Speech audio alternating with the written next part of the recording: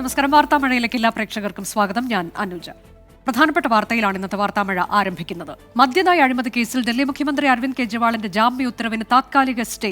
ഉത്തരവ് തൽക്കാലം പ്രാബല്യത്തിൽ വരില്ലെന്ന് ഡൽഹി ഹൈക്കോടതി പറയുന്നു. ഇഡിയുടെ ഹർജി ഡൽഹി ഹൈക്കോടതി അടിയന്തരമായി കേൾക്കും. ആർ രാധാകൃഷ്ണൻ വിശദാംശങ്ങളുമായി. ആർ കെ, ഇതിൽ വിചാരണ കോടതിയുടെ ഉത്തരവിൽ ഗുരുതര പിഴവുകളുണ്ട് എന്ന് ഇ ഡി പറയുന്നുണ്ട്. അപ്പോൾ ഈ ഉത്തരവ് എന്താണ് എന്നുള്ളതിന്റെ വിശദാംശങ്ങളൊന്നും ലഭ്യമായിട്ടുമില്ല, അത് പ്രസിദ്ധീകരിച്ചിട്ടുമില്ല. എപ്പോഴാണ് കോടതി ഈ അപ്പീൽ പരിഗണിക്കുന്നത്? ഇതിൽ വാദം കേൾക്കുന്നത് എപ്പോഴാണ്? അത് ഒരു ദിവസം കൊണ്ട് തീരുമോ എന്നൊക്കെയുള്ളതിൽ നമുക്കിപ്പോൾ വ്യക്തതയില്ല. അങ്ങനെ എങ്കിൽ എന്താകും ഇനി ജാമ്യത്തിലെ ഉത്തരവ്, അല്ലെങ്കിൽ അതിലെ ഭാവി എന്താകും അരവിന്ദ് കെജ്രിവാളിന്റെ കാര്യത്തിൽ? അനുജ സൂചിപ്പിച്ചു തന്നെയാണ് അതിൽ ഏറ്റവും പ്രധാനപ്പെട്ടത്. കാരണം ഈ ഹൈക്കോടതിയെ സംബന്ധിച്ച് ഈ ജാമ്യ ഹർജി പൂർണ്ണമായിട്ടും മെറിറ്റിൽ പരിഗണിക്കണമെന്നുണ്ടെങ്കിൽ വിചാരണ കോടതി പുറപ്പെടുവിച്ച ജാമ്യ ഉത്തരവിനെ അടിസ്ഥാനപ്പെടുത്തിയേ കാര്യങ്ങൾ മുന്നോട്ട് കൊണ്ടുപോകാൻ സാധിക്കൂ. വിചാരണ കോടതിയുടെ ജാമ്യ ഉത്തരവിൽ പറഞ്ഞിരിക്കുന്ന കാര്യങ്ങളിൽ ഏതൊക്കെ കാര്യങ്ങളാണ് നിയമവിരുദ്ധമായത് എന്ന് ഇ ഡി ഉന്നയിക്കുന്നത്, ആ വിഷയത്തിൽ ഒരു വ്യക്തത ഉണ്ടാക്കുകയാണ് ഹൈക്കോടതിയുടെ ഈ കേസുമായി ബന്ധപ്പെട്ടിട്ടുള്ള ഇനി ശേഷിക്കുന്ന ധർമ്മം. അക്കാര്യത്തിൽ വിചാരണ കോടതിക്ക് പിഴവ് പറ്റിയെന്ന ഇ ഡിയുടെ വാദം അംഗീകരിക്കുകയാണെങ്കിൽ ജാമ്യം റദ്ദാക്കുകയും, അല്ല വിചാരണ കോടതിയുടെ നിലപാടുകൾ ശരിയാണ് എന്ന് കോടതി വ്യക്തമാക്കുകയാണെങ്കിൽ ജാമ്യ നൽകിയ നടപടി ശരിവെക്കുകയും ചെയ്യുകയാകും ഇനി തുടർന്ന് അങ്ങോട്ടുണ്ടാവുക. ഇതിന് കോടതിയെ സംബന്ധിച്ച് ഏറ്റവും അടിസ്ഥാനമായിട്ട് മുന്നിൽ വേണ്ടത് നേരത്തെ അനുജ സൂചിപ്പിച്ചതുപോലെ ആ ഉത്തരവാണ്. ആ ഉത്തരവ് ലഭ്യമാകുന്ന സാവകാശം ഏതായാലും ഈ ജാമ്യ ഹർജി കേൾക്കുന്ന കാര്യത്തിൽ ഉണ്ടാകും. കോടതി ഇന്ന് ഇക്കാര്യം സൂചിപ്പിച്ചു. ആ ഘട്ടത്തിലാണ് ഇ ഡി പറഞ്ഞത്, ഇക്കാര്യത്തിൽ അരവിന്ദ് കെജ്രിവാൾ പുറത്തു വന്നാൽ കേസ് അന്വേഷണവുമായി ബന്ധപ്പെട്ടിട്ടുള്ള വലിയ ബുദ്ധിമുട്ടുകളാകും പിന്നീട് തങ്ങൾക്ക് നേരിടേണ്ടി വരിക. അതുകൊണ്ട് അതിന് ഉള്ള ഒരു സാഹചര്യം ഒരുക്കരുത്. ഈ ഉത്തരവിൽ തെറ്റുണ്ട് എന്ന് സ്ഥാപിക്കാൻ തങ്ങൾക്ക് വളരെ കൃത്യമായിട്ട് സാധിക്കും. അരവിന്ദ് കെജ്രിവാൾ നടത്തിയിട്ടുള്ള ഇടപാടുകൾ സംബന്ധിച്ചിട്ടുള്ള കാര്യങ്ങൾ, സാക്ഷിമൊഴികൾ, ഇവയൊക്കെ ഇക്കാര്യം വ്യക്തമാക്കുന്നതാണ് എന്നതാണ് ഇന്ന് ഇ ഡി പറഞ്ഞത്.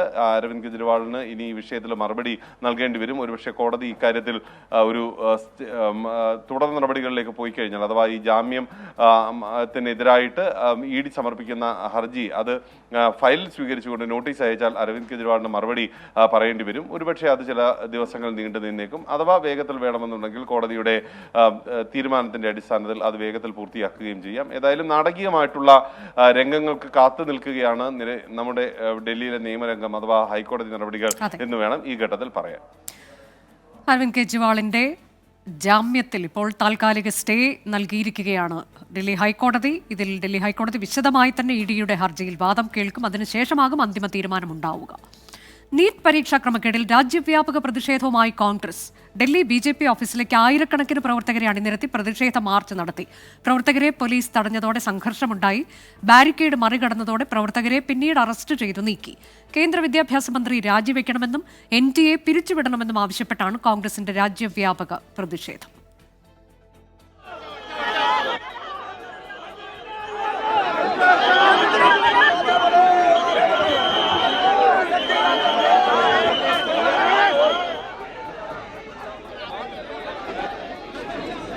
राहुल भाई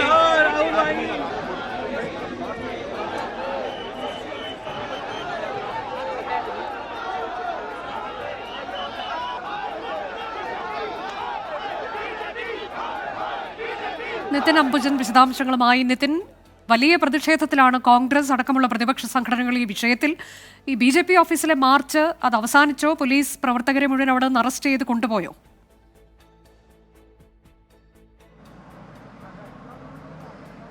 അനുജ, കോൺഗ്രസ് പ്രഖ്യാപിച്ച രാജ്യവ്യാപക പ്രതിഷേധത്തിന്റെ ഭാഗമായാണ് ഇന്ന് BJP ഓഫീസിലേക്ക് ഡൽഹി PCCയുടെ നേതൃത്വത്തിൽ മാർച്ച് ആരംഭിച്ചത്. എന്തായാലും മാർച്ച് പോലീസ് പ്രവർത്തകരെ അടക്കം കസ്റ്റഡിയിലെടുത്തോടെ തന്നെ ഇപ്പോൾ അവസാനിച്ചിരിക്കുകയാണ്. പ്രവർത്തകരെ പൂർണ്ണമായും പോലീസ് കസ്റ്റഡിയിലേക്ക് എടുത്തിട്ടുണ്ട്. നേരത്തെ അല്പസമയം തന്നെ ഏറെ സംഘർഷഭരിതമായ സ്ഥലമാണിത്.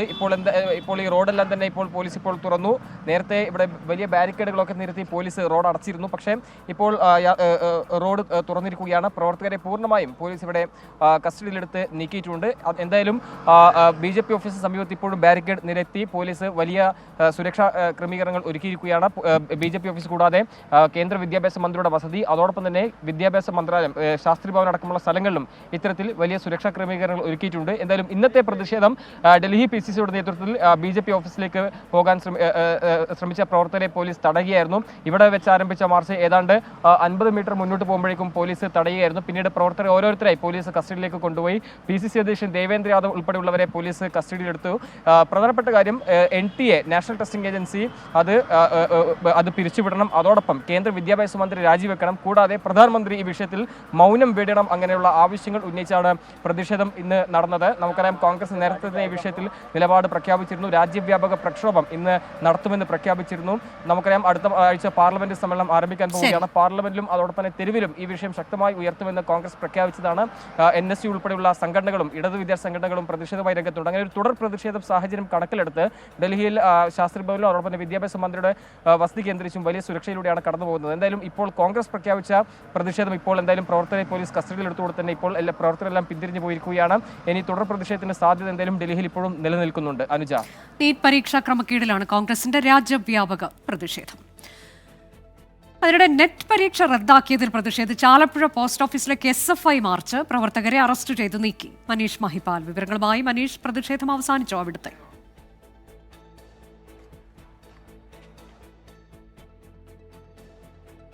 ആലപ്പുഴ പോസ്റ്റ് ഓഫീസിലേക്ക് SFIയുടെ മാർച്ച് നടന്നിരുന്നു. അത് നെറ്റ് പരീക്ഷ റദ്ദാക്കിയതിൽ പ്രതിഷേധിച്ചായിരുന്നു. പ്രവർത്തകരെ അവിടെ നിന്ന് അറസ്റ്റ് ചെയ്ത് നീക്കിയിട്ടുണ്ട് എന്നുള്ള വിവരമാണ് ഞങ്ങളുടെ പ്രതിനിധി മനീഷ് മഹിപാൽ നൽകുന്നത്. ചോദ്യപേപ്പർ ചോർന്നു എന്നതിനെ തുടർന്നാണ് നെറ്റ് പരീക്ഷ കഴിഞ്ഞ ദിവസം റദ്ദാക്കിയത്. അതിലും വ്യാപകമായ പ്രതിഷേധമുണ്ടാകുന്നുണ്ട്. ഇപ്പോൾ ആലപ്പുഴ പോസ്റ്റ് ഓഫീസിലേക്കാണ് SFI പ്രവർത്തകർ മാർച്ച് നടത്തിയത്. ഇതിൽ പ്രതിഷേധമാണ് അവർ അറിയിക്കുന്നത്. ചോദ്യപേപ്പർ ചോർച്ചയിലുള്ള പ്രതിഷേധം തന്നെയാണത്. SFI പ്രവർത്തകരെ അറസ്റ്റ് ചെയ്ത് പോലീസ് നീക്കി. മനീഷ്, ആ പ്രതിഷേധം പൂർണ്ണമായി അവസാനിച്ചോ?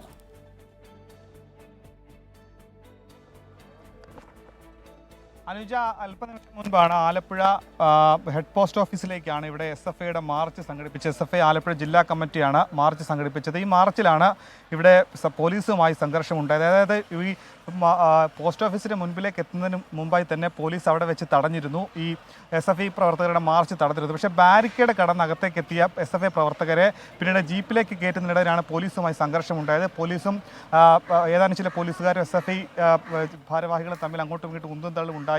ഇവിടെ പിന്നെ ഈ നെറ്റ് UGC പരീക്ഷ റദ്ദ് ചെയ്തതിൽ പ്രതിഷേധിച്ചുകൊണ്ടായിരുന്നു ആലപ്പുഴ ഹെഡ് പോസ്റ്റ് ഓഫീസിലേക്ക് മാർച്ച് സംഘടിപ്പിച്ചത്. പിന്നീട് ഈ അറസ്റ്റ് ചെയ്ത പ്രവർത്തകർ ജീപ്പിൽ നിന്ന് ഇറങ്ങി വീണ്ടും പോസ്റ്റ് ഓഫീസ് പരിസരത്തിലേക്ക് പോയി അവിടെ വീണ്ടും പ്രതിഷേധിച്ചു. പിന്നീടാണ് അവസാനം ആലപ്പുഴ DYSP അടക്കമുള്ള കൂടുതൽ പോലീസ് സന്നാഹം എത്തിയാണ് ഈ പ്രവർത്തകരെ മുഴുവൻ പേരെയും ഇവിടെ നിന്ന് അറസ്റ്റ് ചെയ്ത് നീക്കിയത്. അനൂജ, മനീഷ് മഹിപാലാണ് വിവരങ്ങൾ നൽകിയത്. കള്ളക്കുറിച്ചി വിഷമദ്യ ദുരന്തത്തിൽ തമിഴ്നാട് സർക്കാരിനെ വിമർശിച്ച് മദ്രാസ് ഹൈക്കോടതി ദുരന്തത്തെ സാധാരണമായി കാണാനാകില്ലെന്ന് കോടതി ചൂണ്ടിക്കാട്ടി. ദുരന്തത്തിൽ വിശദമായ അന്വേഷണ റിപ്പോർട്ട് സമർപ്പിക്കാൻ സർക്കാരിനോട് കോടതി നിർദ്ദേശിച്ചു. വ്യാജമദ്യ ദുരന്തത്തിൽ തമിഴ്നാട് നിയമസഭയിൽ പ്രതിപക്ഷ പ്രതിഷേധമുണ്ടായി. മരണസംഖ്യ 52 എന്ന് തമിഴ്നാട് മുഖ്യമന്ത്രി MK സ്റ്റാലിൻ നിയമസഭയെ അറിയിച്ചു. இதுபோன்ற ஒரு நிகழ்வு கடலூர் மாவட்டம் பண்ருட்டி பகுதியில் நடைபெற்று 52 நபர்கள் மரணமுற்று 200க்கும் மேற்பட்ட மிகுந்த அளவுக்கு பாதிப்புக்கு உள்ளாகி இருக்கிறார்கள். அப்போது உரிய நடவடிக்கை சரியாக எடுக்கப்படவில்லை என்று எல்லோரும் கருத்து தெரிவித்திருந்தனர். വിഷമദ്യ ദുരന്തത്തിൽ ഇന്ന് തമിഴ്നാട് നിയമസഭയിൽ പ്രതിപക്ഷ പ്രതിഷേധമുണ്ടായി. മരണം 52 എന്നാണ് മുഖ്യമന്ത്രി MK സ്റ്റാലിൻ നിയമസഭയെ അറിയിച്ചത്. ഈ വിഷയത്തിൽ ഇപ്പോൾ കോടതിയുടെ രൂക്ഷ വിമർശനം സർക്കാരിനുണ്ടാകുന്നു. ഇത് സാധാരണ ഒരു ദുരന്തം എന്ന തരത്തിലേക്ക് കാണാൻ കഴിയില്ല എന്നാണ്. വിശദമായ അന്വേഷണ റിപ്പോർട്ട് സമർപ്പിക്കണമെന്ന് കൂടി സർക്കാരിനോട് കോടതി നിർദ്ദേശം നൽകിയിട്ടുണ്ട്. മനീഷ് മൂർത്തി വിവരങ്ങളുമായി. മനീഷ്, ഇതിൽ പുറത്താക്കിയ AIADMK അംഗങ്ങളെ തിരിച്ചു വിളിക്കണം, ജനാധിപത്യ രീതിയിലുള്ള ചർച്ച വേണം എന്ന് മുഖ്യമന്ത്രി ആവശ്യപ്പെടുന്നു. അതേ തുടർന്ന് എനിക്ക് മനസ്സിലാക്കാൻ കഴിയുന്നത് സ്പീക്കർ ആ ഒരു നടപടിയിലേക്ക് കടന്നിട്ടുണ്ട് എന്നുള്ളതാണ്. ഏറ്റവും പുതിയ വിശദാംശങ്ങൾ ഇതുമായി ബന്ധപ്പെട്ട് എന്താണ്? ഒപ്പം കോടതിയുടെ വിമർശനം എന്താണ്? അനുജ, കള്ളാക്കുറിച്ചി വിഷയവുമായി ബന്ധപ്പെട്ട നിലവിൽ ചർച്ചകൾ നടക്കുകയാണ് നിയമസഭയിൽ. ഇതുമായി ബന്ധപ്പെട്ട പുതിയ രണ്ട് പ്രഖ്യാപനങ്ങൾ കൂടി മുഖ്യമന്ത്രി എം കെ സ്റ്റാലിന്റെ ഭാഗത്തു നിന്ന് വന്നിട്ടുണ്ട്. അതായത് രക്ഷിതാക്കൾ, അത് അമ്മയും അച്ഛനും മരിച്ച കുട്ടികളുടെ 18 വയസ്സ് വരെ പ്രതിമാസം 5000 രൂപ വീതം അവർക്ക് നൽകും. മാത്രമല്ല 5 ലക്ഷം രൂപ ഈ അച്ഛനും അമ്മയും മരിച്ച കുട്ടികൾക്ക് 5 ലക്ഷം രൂപ നൽകും എന്നുള്ളതും പറഞ്ഞിട്ടുണ്ട്. മാത്രമല്ല അതായത് രക്ഷിതാക്കളിൽ ഒരാൾ മരിച്ച കുട്ടിക്കാണെങ്കിൽ 3 ലക്ഷം രൂപ നഷ്ടപരിഹാരം നൽകും, ധനസഹായം നൽകും എന്നുള്ളതും മുഖ്യമന്ത്രി ഇപ്പോൾ അല്പസമയം മുമ്പ് സഭയിൽ പറഞ്ഞിരുന്നു. കള്ളാക്കുറിച്ചി വിഷയവുമായി ബന്ധപ്പെട്ട ചർച്ച നിയമസഭയിൽ പുരോഗമിക്കുകയാണ്. പക്ഷേ DMK ആ ചർച്ചയിൽ നിന്ന് വിട്ടുനിൽക്കുന്ന സമീപനം തന്നെയാണ് സ്വീകരിച്ചിരിക്കുന്നത്. നേരത്തെ വാച്ചൻ വാർഡുകൾക്ക് നിർദ്ദേശം നൽകിക്കൊണ്ടാണ് സഭയിൽ ബഹളം വെച്ച DMK MLA-മാരെ പുറത്താക്കിയത്. പക്ഷേ മുഖ്യമന്ത്രി എം കെ സ്റ്റാലിൻ പറഞ്ഞത് കള്ളാക്കുറിച്ചി വിഷയം ചർച്ച ചെയ്യുമ്പോൾ പ്രതിപക്ഷത്തിന്റെ അഭിപ്രായം കൂടി അറിയണം, അവരുടെ പ്രശ്നങ്ങൾ കൂടി കേൾക്കണം, അതിനുവേണ്ടിയുള്ള ഒരു സംവിധാനം ഉണ്ടാക്കണം എന്നുള്ളൊരു അപേക്ഷ സ്പീക്കർക്ക് മുമ്പിൽ വയ്ക്കുകയും സ്പീക്കർ അതിനനുസരിച്ച് ഇവരെ സഭയിലേക്ക് തിരിച്ചു വിളിക്കുകയും ചെയ്തതാണ്. പക്ഷേ എന്തായാലും DMK MLA-മാർ ഇപ്പോൾ സഭയിൽ പങ്കെടുക്കുന്നില്ല, സഭാ സമ്മേളനത്തിൽ പങ്കെടുക്കുന്നില്ല. മാത്രമല്ല BJP ആണെങ്കിലും പാട്ടാളി മക്കൾ കക്ഷിയാണെങ്കിലും സഭ ബഹിഷ്കരിച്ചുകൊണ്ട് പുറത്തു പോവുകയും ചെയ്തിട്ടുണ്ട്. ഇപ്പോൾ സഭയിലുള്ളത് DMK സഖ്യകക്ഷികൾ MLA-മാർ മാത്രമാണ് ഈ ചർച്ച നടക്കുമ്പോൾ അവിടെയുള്ളത്. എന്തായാലും അതാണ് നിയമസഭയിൽ നിന്ന് നൽകാനുള്ള ഏറ്റവും പുതിയ വിവരങ്ങൾ എന്ന് പറയുന്നത്. കോടതിയുടെ ഇടപെടലിലേക്ക് വന്നാൽ കോടതി ഈ കേസ് എടുക്കുന്നത് DMK നൽകിയ പരാതിയിലാണ്, അല്ലെങ്കിൽ ഹർജിയിലാണ്. ഈ കേസ്, അതായത് കള്ളാക്കുറിച്ചി വിഷമദ്യ ദുരന്തം CBI കൊണ്ട് അന്വേഷിപ്പിക്കണം എന്നുള്ളതായിരുന്നു DMK-യുടെ ആവശ്യം. ഈ കേസ് പരിഗണിക്കുമ്പോഴാണ് ജസ്റ്റിസുമാരായിട്ടുള്ള കുമരേഷ് ബാബുവും അതുപോലെ തന്നെ D കൃഷ്ണകുമാറും ചേർന്ന് സർക്കാരിനെതിരെ രൂക്ഷമായ വിമർശനം എന്ന രീതിയിൽ തന്നെ ഉന്നയിക്കപ്പെട്ടിട്ടുള്ളത്. അതായത് മധുരാന്തകത്തടക്കമുള്ള ഉണ്ടായിട്ടുള്ള മുൻകാലങ്ങളിൽ ഉണ്ടായിട്ടുള്ള മദ്യദുരന്തങ്ങൾ, ഈ മദ്യദുരന്തങ്ങളിൽ നിന്ന് സർക്കാർ എന്താണ് പഠിച്ചത്? മദ്യദുരന്തം ഇല്ലായ്മ ചെയ്യാൻ, അല്ലെങ്കിൽ വ്യാജമദ്യം ഒഴിവാക്കുന്നതിന് വേണ്ടി, അത് വിൽപ്പന തടയുന്നതിന് വേണ്ടി എന്ത് നടപടിയാണ് സർക്കാർ സ്വീകരിച്ചത്? സാധാരണക്കാരായിട്ടുള്ള ആളുകൾ ഈ വ്യാജമദ്യം കഴിച്ച് മരിക്കുമ്പോൾ അവർക്ക് എന്ത് മറുപടിയാണ് സർക്കാരിന് നൽകാനുള്ളത് തുടങ്ങിയ ചോദ്യങ്ങളെല്ലാം തന്നെ ജസ്റ്റിസുമാരുടെ ഭാഗത്തു നിന്നും ഉണ്ടാകുന്നു. ഈ ജൂൺ 26-നാണ് ഇനിയിപ്പോൾ കേസ് പരിഗണിക്കുക. ആ കേസ് പരിഗണിക്കുമ്പോൾ കൃത്യമായി എന്ത് നടപടികൾ ഇതുവരെ വ്യാജമദ്യം തടയുന്നതിന് വേണ്ടി എന്ത് നടപടികളാണ് ഇതുവരെ സ്വീകരിച്ചത് എന്ന കാര്യം ഹൈക്കോടതിയെ അറിയിക്കണം. മാത്രമല്ല ഇതുവരെ, അതായത് ഈ കള്ളാക്കുറിച്ചി വിഷയത്തിൽ ഇതുവരെ ഉണ്ടായ അന്വേഷണ റിപ്പോർട്ട് എന്താണ്, എന്തൊക്കെ നടപടിക്രമങ്ങളാണ് സ്വീകരിച്ചത് തുടങ്ങിയ കാര്യങ്ങളെല്ലാം തന്നെ വിശദമായി പറയണമെന്നും ഹൈക്കോടതി നിർദ്ദേശിച്ചിട്ടുണ്ട്. മറ്റൊരു പ്രധാനപ്പെട്ട കാര്യം, സർക്കാർ നിയോഗിച്ച ജുഡീഷ്യൽ കമ്മീഷൻ ഇന്നിപ്പോൾ കള്ളാക്കുറിച്ചിയിൽ എത്തിയിരുന്നു. റിട്ടയർഡ് ജസ്റ്റിസ് ആയിട്ടുള്ള ഗോകുൽദാസ് ആണ് ഈ അന്വേഷണം നടത്തുന്നത്. അദ്ദേഹം ഇന്നിപ്പോൾ കള്ളാക്കുറിച്ചിയിൽ വരികയും ഉദ്യോഗസ്ഥരുമായി ചർച്ച നടത്തുകയും ചെയ്തിട്ടുണ്ട്. അത് ഇന്ന് വരെ എടുത്ത തീരുമാനങ്ങൾ, ഇന്ന് വരെ നടപ്പിലാക്കിയ നടപടിക്രമങ്ങൾ എന്തൊക്കെയാണ് എന്നുള്ളതാണ് അദ്ദേഹം ആദ്യഘട്ടത്തിൽ തന്നെ പരിശോധിച്ചത്. കലക്ടർ ഉൾപ്പെടെയുള്ള ഉദ്യോഗസ്ഥർ അതിൽ പങ്കെടുക്കുകയും ചെയ്തിരുന്നു. എന്തായാലും ഇതൊക്കെയാണ് കോടതിയിലാണെങ്കിലും നിയമസഭയിലാണെങ്കിലും ഇന്നിപ്പോൾ ഉണ്ടായ ഏറ്റവും ഒടുവിലത്തെ അപ്ഡേറ്റ് എന്ന് പറയുന്നത്. അതെ, നിയമസഭയിൽ കള്ളാക്കുറിച്ചി വിഷയം എങ്ങനെയാണ് ഇന്ന് ഉയർന്നു വന്നത്? തമിഴ്നാട് നിയമസഭയിൽ അതിന്റെ ഏറ്റവും പുതിയ വിവരങ്ങളാണ് മനേഷ് മൂർത്തി നൽകിയ. ഒപ്പം തന്നെ ഈ വിഷയത്തിൽ കോടതിയുടെ അതിരൂക്ഷ വിമർശനവും സർക്കാരിനുണ്ടാകുന്നു. അതിനിടെ 24 വാർത്താ സംഘം ഇന്ന് വളരെ പ്രധാനപ്പെട്ട ഒരു വാർത്ത കൂടി പുറത്തുവിട്ടിട്ടുണ്ട്. കള്ളാക്കുറിച്ചി ദുരന്തത്തിന്റെ പശ്ചാത്തലത്തിലും തമിഴ്നാട്ടിൽ വ്യാജമദ്യ വിൽപ്പന വ്യാപകമാണ് എന്ന വാർത്തയാണത്. ചെറിയ പ്ലാസ്റ്റിക് പാക്കറ്റുകളിലാക്കിയാണ് വ്യാജമദ്യം വിൽക്കുന്നത്. ബൈക്കിൽ പരസ്യമായി വിൽപ്പന നടത്തുന്ന ദൃശ്യങ്ങളാണ് 24-ന് ലഭിച്ചത്.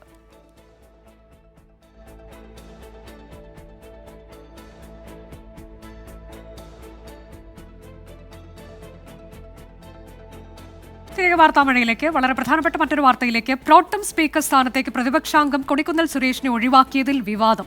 പദവിയിലേക്ക് തന്നെ പരിഗണിക്കാതിരുന്നത് രാഷ്ട്രീയ കാരണങ്ങൾ കൊണ്ടാണെന്ന് കൊടിക്കുന്നിൽ സുരേഷ് 24-നോട് പറഞ്ഞു. ജനാധിപത്യത്തിന്റെ കടക്കൽ കത്തിവെച്ച് നിയമങ്ങൾ ഉണ്ടാക്കാൻ ഇന്ത്യ മുന്നണി അനുവദിക്കില്ലെന്നും കൊടിക്കുന്നിൽ സുരേഷ് പറഞ്ഞു. 17 ലോക്സഭ വരെ പ്രതിപക്ഷത്തായിരുന്നാലും ഭരണപക്ഷത്തായിരുന്നാലും ആരാണോ മുതിർന്ന അംഗം, ഏറ്റവും കൂടുതൽ കാലയളവിൽ സഭയിൽ അംഗമായിരുന്നത്, അത് ആ ആളിനെ പ്രോട്ടേം സ്പീക്കറായി ഇരുത്തിക്കൊണ്ടാണ് ലോക്സഭ നടപടികൾ ആരംഭിച്ചിട്ടുള്ളത്. അതൊരു കീഴ്വഴക്കമാണ്. രാഷ്ട്രീയമായ കാരണങ്ങളാലാണ് ജനാധിപത്യത്തെ അട്ടിമറിക്കുന്ന, പാർലമെൻ്ററി ജനാധിപത്യത്തിൻ്റെ കടക്കൽ കത്തിവെച്ചുകൊണ്ടുള്ള നിയമങ്ങൾ പാസ്സാക്കുന്ന നടപടികൾ നടക്കുകയില്ലെന്ന് ഇന്ത്യ സഖ്യം മുന്നറിയിപ്പ് നൽകിയിട്ടുണ്ട്.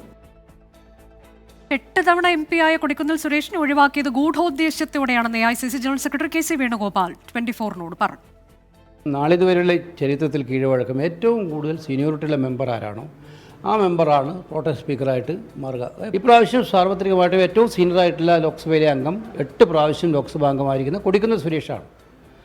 അപ്പോൾ സുരേഷ് പാനൽ ഓഫ് ചെയർമാനായിട്ട് ഇരുന്നിട്ടുള്ള ആളുമാണ്, നന്നായിട്ട് സഭ നടത്തിക്കൊണ്ടുപോയി പരിചയമുള്ള ആളുമാണ്. അപ്പോൾ എന്തുകൊണ്ടാണ് സുരേഷിനെ ഒഴിവാക്കിയത് എന്നുള്ളത് വ്യക്തമേ അല്ല. ഈ സീനിയോറിറ്റിയെ മറികടന്നുകൊണ്ട് എന്തുകൊണ്ടാണ് അവർ പിന്നെ ഭർത്തൃഹരി മഹത്തോബിനെ തിരഞ്ഞെടുത്തത് എന്നുള്ളത് അവർക്കും അറിയുന്ന കാര്യമാണ്. അപ്പോൾ അദ്ദേഹത്തെ ഒഴിവാക്കുന്നത് ഏത് കാരണമാണെന്ന് അവർ വ്യക്തമാക്കേണ്ടതാണ്. അപ്പോൾ എന്തോ ഹിഡൻ അജണ്ട അതിനകത്തുണ്ട്, വ്യക്തമാണ്. ആർ രാധാകൃഷ്ണൻ വിശദാംശങ്ങളുമായി. ആർക്കെ, ഞാൻ ഓർക്കുന്നത് ഇപ്പോൾ ഈ തെരഞ്ഞെടുപ്പ് പ്രചാരണ കാലയളവിൽ നമ്മൾ ഉൾപ്പെടെയുള്ളവരൊക്കെ അന്ന് പറഞ്ഞിരുന്നത് കൊടിക്കുന്നിൽ സുരേഷ് വിജയിച്ചാൽ അദ്ദേഹത്തിന് പ്രോട്ടം സ്പീക്കർ ആകാനുള്ള സാധ്യതയുണ്ട് എന്നുള്ളതാണ്. പക്ഷേ ഈ കഴിഞ്ഞ ദിവസം വന്ന വാർത്ത ഒരല്പം അമ്പരപ്പുണ്ടാക്കുന്നത് തന്നെയായിരുന്നു. അദ്ദേഹത്തെ മാറ്റിയിട്ടാണ്, അദ്ദേഹത്താൽ കുറഞ്ഞ പ്രവൃത്തി പരിചയമുള്ള ഒരാളെ പ്രോട്ടം സ്പീക്കറാക്കി മാറ്റിയത്. ഇതിൽ എന്തുകൊണ്ട് ഈ തരത്തിലേക്ക് നടക്കുന്നു എന്നതിൻ്റെ എന്തെങ്കിലും വിശദീകരണമുണ്ടോ? അത് പ്രതീക്ഷിക്കേണ്ടതുണ്ടോ? മറ്റൊന്ന്, ഈ വിഷയം ദേശീയ തലത്തിൽ തന്നെ കോൺഗ്രസ് ഏറ്റെടുത്തിട്ടുണ്ടോ? പ്രതിഷേധം അവർ അറിയിക്കുന്നുണ്ടോ? ഇതിന്റെ പ്രധാനപ്പെട്ട കാരണം നമുക്കറിയാവുന്നതുപോലെ നിലവിലുള്ള രാഷ്ട്രീയ സാഹചര്യമാണ്. നിലവിലുള്ള രാഷ്ട്രീയ സാഹചര്യം അനുസരിച്ച് BJPക്ക് സഭയിൽ കൃത്യമായിട്ടുള്ള ഭൂരിപക്ഷമില്ല.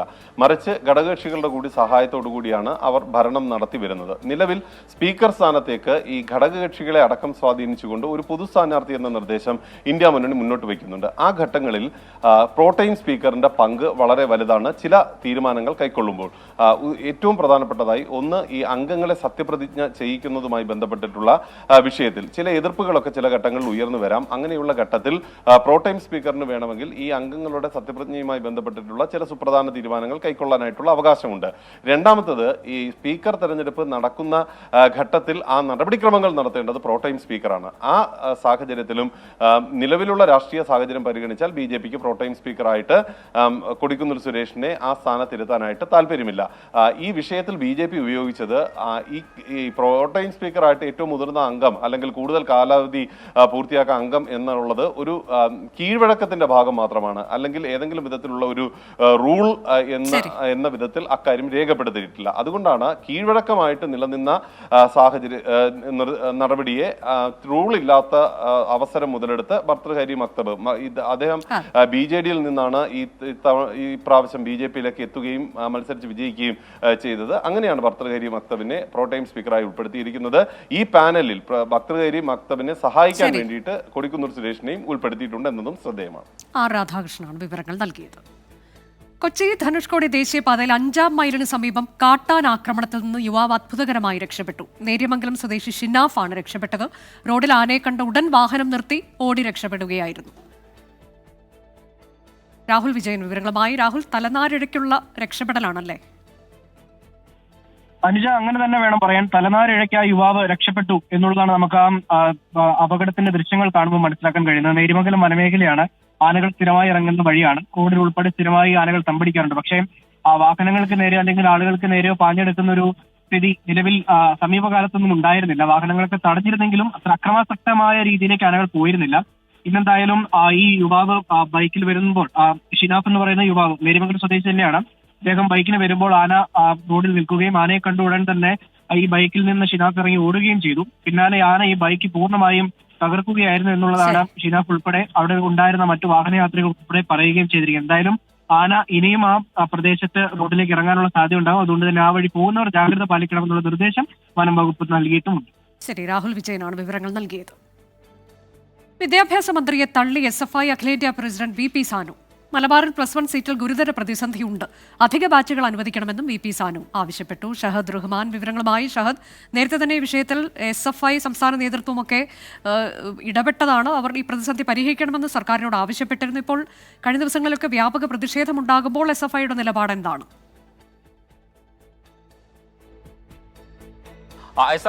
SFIന്റെ നിലപാട് കൃത്യമായിട്ട് പറഞ്ഞു വെക്കുകയാണ്. അതായത് വിദ്യാഭ്യാസ മന്ത്രി ആവർത്തിച്ച് പറയുകയാണ്, നിയമസഭയിലും പുറത്തും നിലവിൽ മലബാറിൽ യാതൊരുവിധ പ്രതിസന്ധിയുമില്ല, മാധ്യമങ്ങൾ സൃഷ്ടിയാണ്, ഒപ്പം തന്നെ പ്രതിപക്ഷം ഉന്നയിക്കുന്നതൊക്കെ തന്നെ രാഷ്ട്രീയ പ്രേരിതമായിട്ടുള്ള കാര്യങ്ങളാണ് എന്ന വിദ്യാഭ്യാസ മന്ത്രി ഒരു ഭാഗത്ത് പറയുമ്പോൾ, മറുഭാഗത്ത് SFI, അതായത് സർക്കാരിന്റെ തന്നെ അല്ലെങ്കിൽ ഇടതുപക്ഷത്തിന്റെ തന്നെ വിദ്യാർത്ഥി സംഘടനയായിട്ടുള്ള SFI പറയുകയാണ് നിലവിൽ പ്രതിസന്ധിയുണ്ട്. അതായത് വിദ്യാഭ്യാസ മന്ത്രിയുടെ വാദങ്ങളൊക്കെ തന്നെ പൂർണ്ണമായിട്ടും തള്ളുകയാണ്. നിലവിൽ പ്രതിസന്ധിയുണ്ട്. അത് വലിയ രീതിയിലുള്ള പ്രതിസന്ധിയാണ്. ഈ പ്രതിസന്ധി പരിഹരിക്കണമെന്നാവശ്യപ്പെട്ടുകൊണ്ട് വിദ്യാഭ്യാസ മന്ത്രിക്ക് നിവേദനം നൽകിയിട്ടുണ്ട്. വിദ്യാഭ്യാസ മന്ത്രി ഈ പ്രശ്നങ്ങൾ പരിഹരിക്കാമെന്ന് ഉറപ്പ് നൽകിയിട്ടുണ്ട്. ആ ഉറപ്പ് ഏതെങ്കിലും ഘട്ടത്തിൽ ലംഘിക്കുകയാണെങ്കിൽ, ഇനിയും കാത്തിരിക്കും, ഇനിയും സമയമുണ്ട്, അപ്പോൾ ആ ഉറപ്പ് ഏതെങ്കിലും ഘട്ടത്തിൽ ലംഘിക്കുകയാണെങ്കിൽ ശക്തമായിട്ടുള്ള സമര പ്രക്ഷോഭ പരിപാടികൾക്ക് നേതൃത്വം നൽകും SFI എന്ന കാര്യമാണ് VP സാനു പറഞ്ഞിട്ടുള്ളത്. മാത്രവുമല്ല, ഈ വിദ്യാർത്ഥികൾക്കൊപ്പമാണ് SFI എന്നൊരു കാര്യം കൂടി VP സാനു പറഞ്ഞു വെക്കുന്നു. മലബാറിലെ +1 സീറ്റ് പ്രതിസന്ധിയിലാണ്. വിഷയത്തിൽ അടിയന്തര പരിഹാരം ഉണ്ടാകണമെന്ന് SFI ആവശ്യപ്പെടുന്നത്. വാർത്താമഴ അവസാനിക്കുന്നു.